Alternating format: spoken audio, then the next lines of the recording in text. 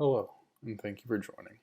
My name is Matthew Geiser. I'm a technical sales specialist with IBM, and today I'll be demonstrating some capabilities with IBM Automation and chatbots.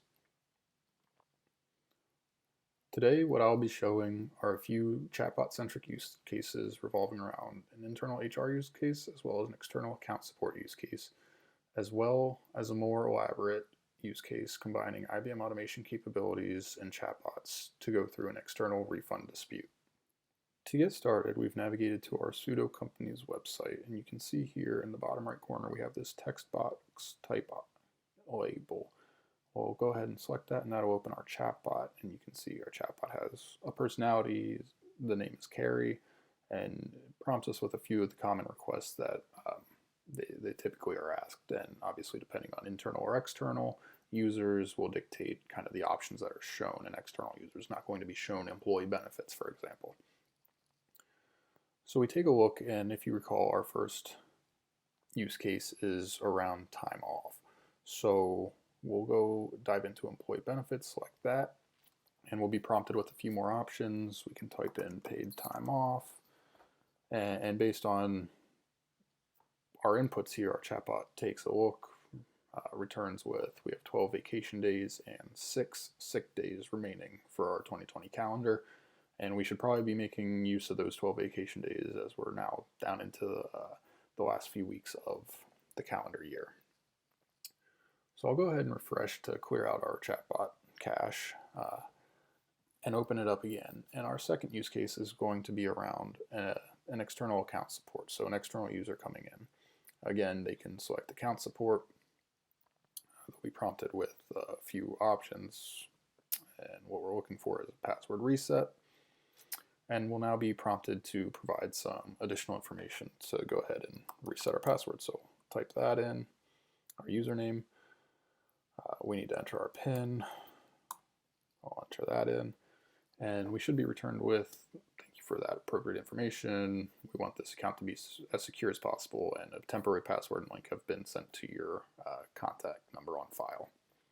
So we're all good there with that use case as well. So again, one final refresh, and here's where we're going to really get into the meat and potatoes of this demo. In an external dispute being resolved by both chatbot as well as IBM Automation capabilities. So we open our chatbot, and we'll come down here to dispute and orders. We'll select dispute. The chatbot's going to want some additional information, so we'll go ahead and provide that, such as our account number. We're also going to be asked for our invoice number. And if I remember correctly, the amount due, yes. So we'll select what the amount due from our invoice was. Once we do that, we're prompted to upload an invoice file, so we can go ahead and select that. And we can type confirm to make sure that it goes through and is received. So you can see that the chatbot's working through uploading that invoice to our backend system, and you can see it's been validated and a dispute was submitted with our dispute team with our confirmation number as listed. So now we'll switch roles to be more from the internal side of things from our pseudo company, and we'll go to our business automation content analyzer solution. Now this is the first step of our process where that invoice is being sent to. So we come in here, we can see that our IBM Entertainment invoice has been uploaded already. We can go ahead and take a look, open this, and you see our invoice with our OCR capabilities highlighting what that technology is capturing. We can also come and take a look here, which can highlight what we're actually looking at. And if you notice, we don't have balance due actually being captured for this. So what we can do here is come over to our machine learning model within Content Analyzer, come over to the training tab, and take a look at our invoices for our IBM Entertainment. So we'll go ahead and open this. Again, a preview of this document. We can, again, check out what words are being OCR'd based on the highlights. We can see balance due is being OCR'd, it's just not being extracted. So what we want to do is open our key value pair studio, which allows us to come in on the fly and add key value pairs to our documents to make sure that all relevant information is being extracted. So again, we can toggle key value pair on. We notice balance due and the actual numerical value are not being captured. So all we have to do is hit this plus sign. For the key, so long as that's highlighted, all we have to do is drag and drop a box around balance due. For the value, while that's highlighted, we can drag and drop around the actual numerical value and go ahead and hit save. And now you see we don't have a key class, so we want to go ahead and add a key class, and I believe we need to go ahead and create a new one. We can see that our key name is going to be balance due, the type is going to be numeric, and we can just click through this. If we wanted to add more aliases, well, we could do so, such as total due, invoice total, etc. But for the sake of the demo, we'll just move through here, and we'll go ahead and select finish. And we can now see that balance due and numerical value associated with it is being captured. So let's go back and come back into our inbox with our documents. And we see, or we come back to our IBM Entertainment invoice, and we'll go ahead and resubmit this. You can see once we hit resubmit, the IBM Entertainment invoice is again being processed by the system with the new updates to the ontology for key value pairs taking place. And what it should return us with once it's processed is pulling out and extracting the balance due and the value associated with it. So let's give it a few more seconds to work through the reprocessing before we jump in and take a look. Okay, do this. Again, we can scroll down, see that balance due is being OCR'd, and now we have confirmation that balance due is also being extracted and passed on to the relevant systems downstream from this. Next, what we'll be doing is switching over to our operational decision manager solution and looking at the business rules associated with this process. Next, we want to jump over into our operational decision manager solution, and we've come into our decision center. We'll navigate to our customer dispute decision model. Again, drilling down to the actual decision model. And once this loads, we'll have a good idea as to what inputs and outputs are feeding into this decision to determine whether or not there's a valid dispute based on the information provided from the customer, as well as what's been extracted from our invoice document. So these green ovals, what they represent are the inputs that are being fed into our decision rules. You can see the blue rectangles are the actual outputs, and you see we have a sub-decision in here to determine whether or not there's a payment increase for late payments on these invoices. And what we want to do, or what we can do here, is drill in and pull open our decision table for what that may look like. And you can see it's very simple. Days overdue, based on due dates and the payment dates, what that payment increase is going to be, so on and so forth, if there was a late payment being made. What we can also do here is we can do validation of data. So we click into our end output or our end decision. We can come over here to validate here on the side tab, and you can see we have some testing for data sets that we want to do. So based on account number, invoice number, payment method, etc., we can run valid or invalid tests to ensure that these rules are running properly. So let's go ahead and run a valid test, and after a few seconds we'll get our results. So you can see based on appropriate information, we get the output that this is in fact a valid dispute. We can see some statistics here. We can also see run history, see what rules are being triggered as part of this testing,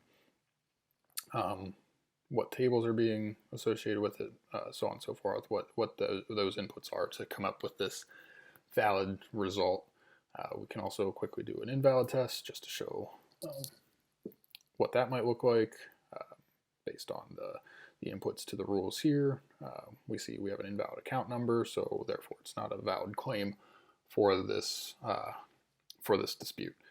So again, this is also happening behind the scenes, similar to Content Analyzer, before any human actually touches it, which would be in our next step as part of our business automation workflow solution, our Heritage BPM type solution. And this is really where the first human engagement comes as part of this use case. So everything up until this point, other than the customer entering some information to our chatbot, has been done automatically behind the scenes. And now we're logging into our workflow client as a dispute specialist, and we see our work history and what we have in our work queue. So we see down here we have our verified dispute for account 98765, which is the information provided by the customer to the chatbot, and we see we have an action item on this. So what we can do is we can click on this little button over here on the left, which gives us a few more options before we jump into it. For the purpose of the demo, our dispute specialist isn't necessarily 100% sure of what this process might be if they cover multiple types of specialties. So they can come down here, view the process diagram, understand what's happening within the process so far, and what the end result is going to look like. So you see our start here, we were able to schedule a dispute resolution. We have verified dispute, we've been assigned as the dispute specialist, and now we're going to go in and just confirm the information that's been provided to begin the refund process. So we can go in and launch, and what this will bring is our user interface for the dispute specialist, and you can see we have our pseudo company branding up here, IBM Entertainment. We have our few tabs at the top that our specialists can look at. So here we're looking at our dispute details, and we can see we have all the relevant information based on information provided by the customer as well as provided to the chatbot, extracted from, and what's been extracted from our Content Analyzer solution from the invoice. What we can also look at, just to confirm that this information is correct in case there was any issues, which we don't believe there were, but we have built-in content capabilities, content repository, where we can allocate the documents or any supporting documents for these refund workflows. So again, if we click on this, what we'll see is the copy of the invoice that we've uploaded. So that's been attached to this process as well in the background for our specialists to work with. So we can come back here, we take a look, yep, everything looks good. What we want to say is they were overcharged by $500, so we can enter in a $500 refund as the new cost and go ahead and hit submit. So you saw that disappear for a second, and unfortunately, using a shared environment, this isn't going to be passed along to an actual manager or a reviewer. But changing gears for a second, let's assume that this is now the approver or reviewer of that dispute specialist we were just at, and now we need to go ahead and actually issue the refund of credit for that invoice. So we don't have to pop that open anymore. We can just click on this. We'll see we're going to go ahead and claim this task, and again we'll be prompted with our user interface, and as a reviewer you can see we have a little bit more information, but our reviewer is going to take a look. Yes, everything checks out here based on what the specialist worked with. If the reviewer wanted to, they could also take a look at the document that's associated with this process. But really what we want to do is come into the refund details, and this is where our reviewer is going to just go through the checklist, make sure everything is good. So obviously we know we've gone through all of these, and final step is going to be the credit refund amount, which could be added after the fact or checked off after the fact. But in terms of minutes, this took 90 when all is said and done, from the time it was open to the time we're processing the refund. And we can go ahead and check case complete off. You see also we have our approver's name based on the role and specialty area. They could go ahead and use e-signature, and I'll try to do so with my trackpad, which is obviously not going well whatsoever, but we have the capability to do signatures within the user interface as well. We can drop down and pick our date for each of these, as well as seeing any other work order items that may be associated with this case.